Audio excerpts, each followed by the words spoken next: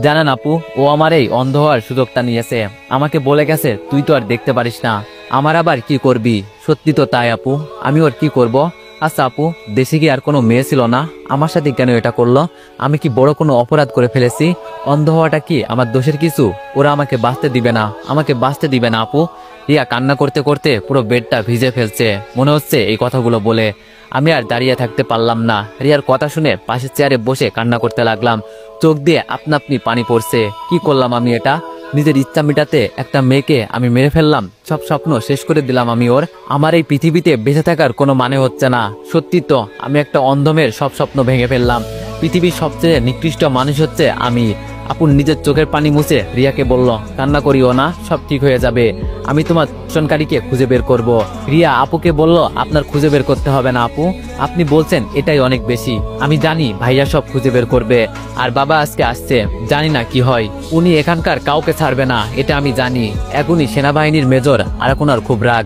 বাবাকে কিভাবে যে কন্ট্রোল করব সেটাই চিন্তা করছি আপু। এর মাঝে আপুর ফোন এলো। আপু ফোনটা হাতে নিয়ে বলল, রিয়া আমি একটু কথা বলে আসি কেমন? তুমি আমার ছোট ভাইয়ের সাথে কথা বলো। দীপু রিয়ার পাশে বস। আপু কিছু দেখার আগেই চোখের পানি মুছে ফেললাম। আপু বের হতেই আমি রিয়ার পাশে বসলাম। কণ্ঠটা একটু চিকন করেই বললাম, রিয়া আমাকে চিনতে পেরেছো? আগের কণ্ঠে কথা বললে রিয়া আমাকে চিনে ফেলবে। আমি খুব ভালো করেই জানি এইসব প্রতিবন্ধী মেয়েদের আলাদা একটা শক্তি থাকে যেটা আমাদের ভিতরে নেই। তবে আমি খুব বড় অপরাধ করে ফেলেছি ওর সাথে, এগুলোর প্রতিদান আমাকে দিতে হবে। তবে ওর দিকে তাকালেই কেমন জানি একটা মায়া টানে আমাকে। পাগল পাগল লাগে চারিদিক, সহ্য করতে পারি না নিজের ভিতরে ভালোবাসা আটকে রাখতে। মনে হয় যেন সব উদার করে শুধু ওকেই ভালোবাসি। রিয়া আমার দিকে ফিরে বলল, আপনি আপুর ছোট ভাই তাই না? ইস কি সুন্দর চেহারা, সত্যি ওর তুলনা হয় না। আর ওর সাথে আমি এটা কিভাবে করলাম? খুব বড় অন্যায় করে ফেলেছি আমি ওর সাথে।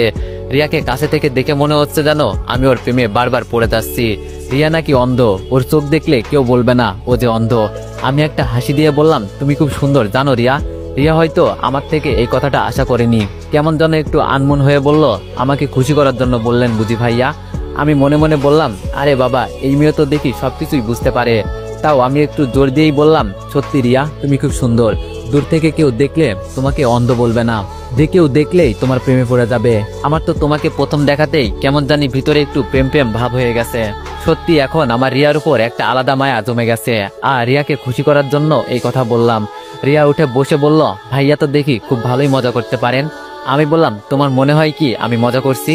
রিয়া আবার মুচকে এসে বলল, আপনি খুব মজার মানুষ, আপনার সাথে কথা বলে খুব ভালো লাগলো, মনটা একটু হালকা হয়েছে। তবে আফসোস আপনাকে দেখতে পারছি না। আমি হাসি দিয়ে বললাম, মনে মনে আমাকে অনুভব করতে তো পারছো? রিয়া বলল, তাই করার চেষ্টা করছি। আচ্ছা ভাইয়া আপনার নামটা কি?